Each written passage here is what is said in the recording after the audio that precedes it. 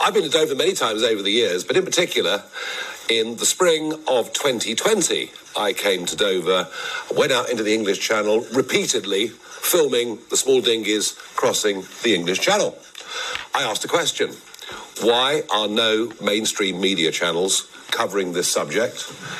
And I concluded that if you could cross the Channel with almost no chance of being deported, that you might as well put a sign on the White Cliffs of Dover saying, "Come on in, everybody welcome." Hello, and welcome back to our channel. In this hard-hitting speech from Doncaster, Reform UK leader Nigel Farage pulls no punches on the small boats crisis and the illegal migration flooding Britain's shores. We also examine the principle of moral and political courage. Before we jump in, please like, share, subscribe, and leave a comment. I've been to Dover many times over the years, but in particular, in the spring of 2020, I came to Dover, went out into the English Channel, repeatedly filming the small dinghies crossing the English Channel. I asked a question: why are no mainstream media channels covering this subject?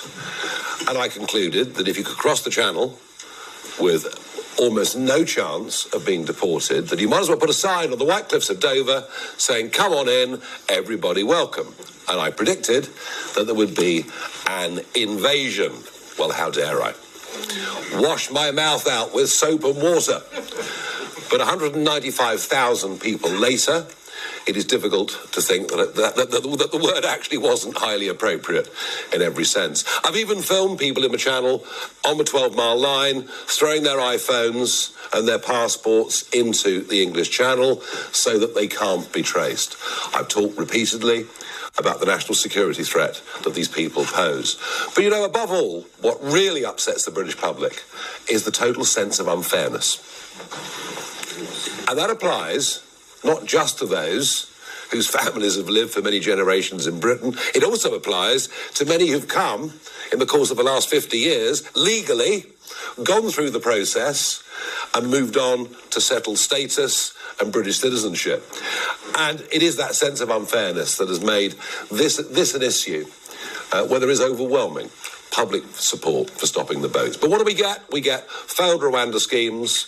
We get judges in Strasbourg stopping aeroplanes taking off.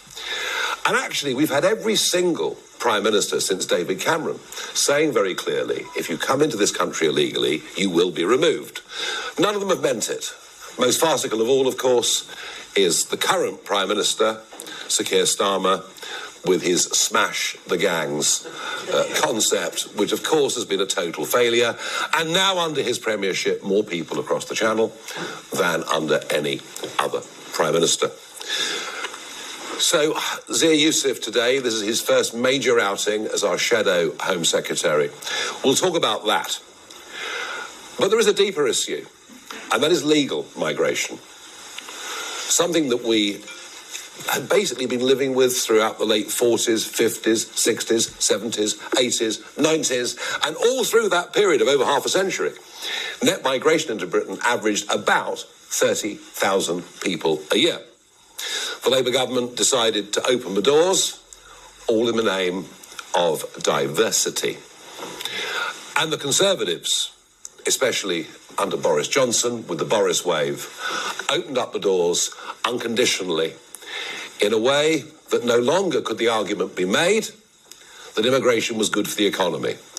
Since Boris Johnson became Prime Minister, it is very clearly bad for the economy, and goodness knows what the long-term cost of the Boris wave is going to be. Some independent experts reckon it could be as high as £200 billion.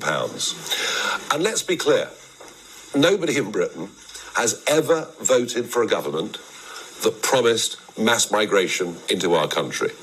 Nobody has ever been asked about this issue. And I thought Matthew Said in the Sunday Times yesterday summed up his trip to Gorton and Denton very, very well when he talked about balkanised Britain, meeting women in the market who had little or no understanding even of the English language, despite having lived in this country for a long time.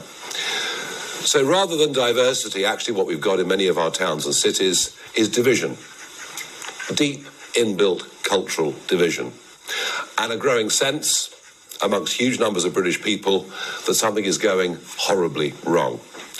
Unless we are able to provide a proper democratic antidote to this, then I fear that we will see a rise of a really worrying, dangerous form of extreme right ethno-nationalism. And I think we're beginning, over the last couple of weeks already, to see some specimens of it. Nobody over the last quarter of a century has done more to defeat the genuine, intolerant, abhorrent, extreme far right than me. We did it with the British National Party and we'll do it with whoever else follows. But it's important we get a grip on this because there is no issue other than legal and illegal immigration that has broken the bond of trust between the voters and those that govern us more than this issue. And I have spoken out consistently on it for now nearly 25 years. While the mainstream media stayed silent and most politicians turned a blind eye, Farage has been the only major UK leader to actually go to the borders, witnessing the chaos firsthand in places like Calais and the English Channel. From filming migrant boats being escorted across the channel to highlighting the security failures that let thousands arrive illegally every year, Farage has constantly sounded the alarm when others refused to listen.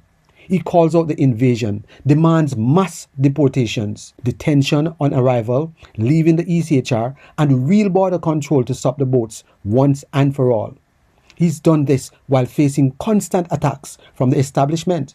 This takes real moral and political courage. Farage isn't hiding behind safe words. He shows up on the front lines, faces the backlash head-on, and stands up for what he knows is right to protect our national security, public order, and British way of life. Apart from President Trump, who famously visited the US southern border and made securing it a top priority, no other major leader has shown this level of direct action and honesty when it counts. In Doncaster, Farage spelled out the brutal truth. Unchecked illegal migration is a direct threat to public order, national security, and the British way of life. If you are fed up with empty promises from Labour and the Conservatives, Farage's speech cut through the noise. Leaders with true moral and political courage don't wait for permission or popularity. They go to the tough places, tell the hard truth, and take the hits to defend what's right. Farage is doing exactly that. If you value real backbone in leadership, stand with leaders who refuse to back down from what the country needs now. Let us know your views in the comments.